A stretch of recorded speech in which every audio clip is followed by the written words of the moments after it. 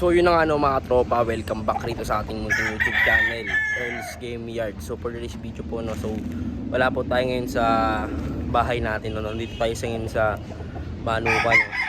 So dito pinayagan tayo magpumwesto dahil sa mga construction po construction site po yan.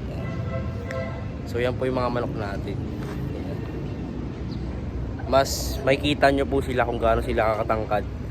At saka kasi nga minsan 'di ba nasa kulungan lang sila, pinapakita ko sa inyo. Ngayon pinayagan tayo dito pumwesto. Maya ihahaw natin kasi masyadong tutok sa araw to Or mamaya kukuha tayo ng plywood para silungan nila. So papakita ko muna sa inyo si YT. So YT muna mga tropa. So bago yan, subscribe to my YouTube channel and then turn on the notification bell button para lagi kang updated ka na may bago tayong palabas na video. So ngayon na mga tropa, papakita ko muna sa inyo si YT. Ayan mga tropa, si YT. Yan yung mga palahi ko Yan. Tatay nito 4 times winner mga katropa. Yan, napakalapad ng katawan yan. Tapos yung nanay nila is yung Boston Hatch Yan. Akala ko nga nung una sinibalang to pero puti pala Yan. Si YT. Yan. Sarili ko tong palahi mga katropa Yan. Ang laki. Tangkad Yan. Yan, 10 months old na yan. Ito yung bala ko ilaban silang dalawang magkapatid Yan. Yan, napaka-pogi. Yan mga katropa. Next naman is si kapatid niya ito si Boston Hatch. Ito yung nagmana sa nanay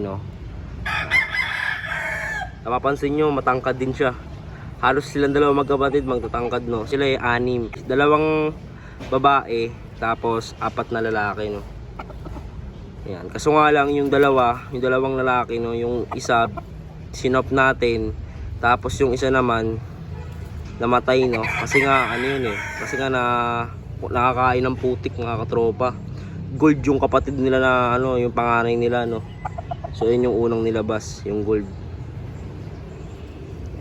Mas matured sa kanila yun, tsaka mas maangas siguro tignan ngayon yun kung buhay yun So nga lang namatay dahil nakakain siya ng putik nakakain siya ng putik yung nilagay ko sila dun sa labas, kasi nga yung pwesto natin semento tapos may daanan ng pakanal, nakakain ng putik. Mahirap yung pwesto pag nagmamanok ka talaga mga tropa, pero goods lang yan. Buti nga ngayon pinayagan tayo rito mga pwesto kahit papaano. Yung dalawang magkapatid tambakan lang po yan. Next naman sa atin is tong sweater si sweater. Yan, mapansin nyo mababa, mga medium station lang to mga katropa, pero yung katawan na ito malapad. Yan. Ito yung sa chewing ko medyo mailap siya kasi minsan lang natin mahawakan. Yan. Ito may edad na to, 1 taon na siguro to. Yan mga katropa, pwede na itong isalya, alam ko pwede na itong ilaban. Yan, guwapo rin itong manok na to. Yan sila mga katropa. Yan, itong dalawang yan panlahi ko yung mga palahi ko, mga sarili kong timpla. Yan, napansin nyo may banded natin yan yung pinagawa nating wing band. Yan, sinuot natin sa kanilang dalawa. So baka palahi ko muna itong mga to, baka gawin ko muna mga broodstag itong mga to bago natin ilaban. Yan. So next in line is tong kanawayo natin mga katropa. Yan, itong Red Moon X pero kanawayo natin. Yan, ito matangkad din to, matikas. Yan, yan mga katropa. Pansin nyo mga tropa, hindi masyadong purong purong kanawain yung kulay niya, hindi kagaya ng mga white streamer kasi may pagka throwback to Yan.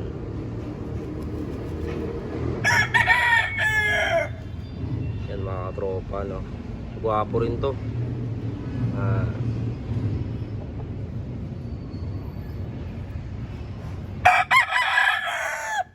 Next in our line syempre to sweater si sweater. Yan, ang tangkad din yan mga katropa. Ito yung galing ron sa Paranaque so yung pinalag natin nakaraan, yung nagpambisi tayo, ito yung galing doon Yan, Galing to dun. Yan, matangkad din siya. Magulang na rin to mga katropa. Pwede na natin itong ilaban, no. So farm banded siya, no. Barkadahan farm banded siya. Yan. Yan. Makis-kis to gumalaw mga katropa. Ayan mga tropa, pakita ko naman sa inyo yung pwesto natin yan. Napakalawak yan. Dito sa gilid yung mga manuka natin. Yan. Yan yung pwesto natin dito ngayon. So madalas dun tayo nagpipwesto sa labas ng gate. Kasi nga sa labas ng gate mayroon pang lupang ganito, no? So lupang pula mayroon pa sa labas ng gate. Kaya doon natin nilalagay yung ibang manok natin para mapagkaskas sila ng mga paa nila, no. Ayan. Mapapansin nyo medyo namimikit-pikit tong si puti. Kasi natural lang sa kanya yun, no, mga katropa. Kasi nga inborn na yan sa kanya. Yung medyo namimikit-mikit yung mata niya.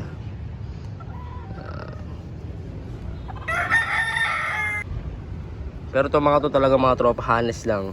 Ito mga binagbibenta ko to sa mga online kasi nga nangangailangan tayo ng pera, no?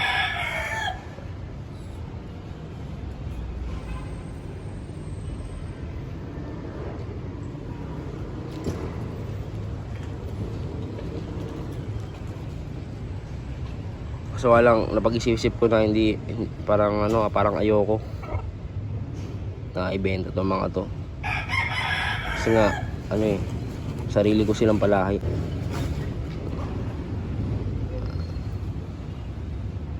Hayaan ko lang sila rito mamaya-maya. Tapos maya-maya mga 12 iaahon na natin to mga katropa, no? So yun na nga, no, mga katropa. At nakita nyo na yung mga manok natin. So yun, no, ito yung bago nating farm. So yan, no, mga katropa. Ito yung masarap na gawing farm, no, mga katropa. Kasi ito malawak to. Yan, ito yung gate. Sarap lagyan niya ng pangalan natin, no. So lagyan natin ng kunyari, lagyan natin ng parang Earth's Game Yard. Pasok, ganito. Ganda, ganda tignan. So ito pwede itong gawing gradas, no? Yung nagkataon, o kaya ito. Yan, pwedeng gawing hardening fence. Pwedeng lagyan ng hardening fence yan, o kaya yung salangan ng mga inahin. Yan, pwede rin gawing lagayan ng mga sisiw, no? Mga katropa, mas maganda siguro. Ano mga tropa, sa likod, mayroon pa yun doon sa likod. Malawak tong farm natin, no, mga katropa. Yan. Kita nyo, napakaganda, napakalawak. Ito yung masarap gawing farm ng mga tropa talaga.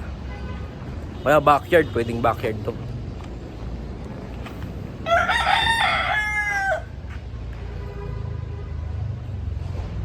So yun na, no, mga tropa, hanggang dito na nga lang po muna yung video natin sa ngayon. So subscribe to my YouTube channel, turn on the notification bell para lagi kang updated kada may bago tayong palabas na video. So yun na nga, no, mga tropa, hanggang dito na nga lang po muna.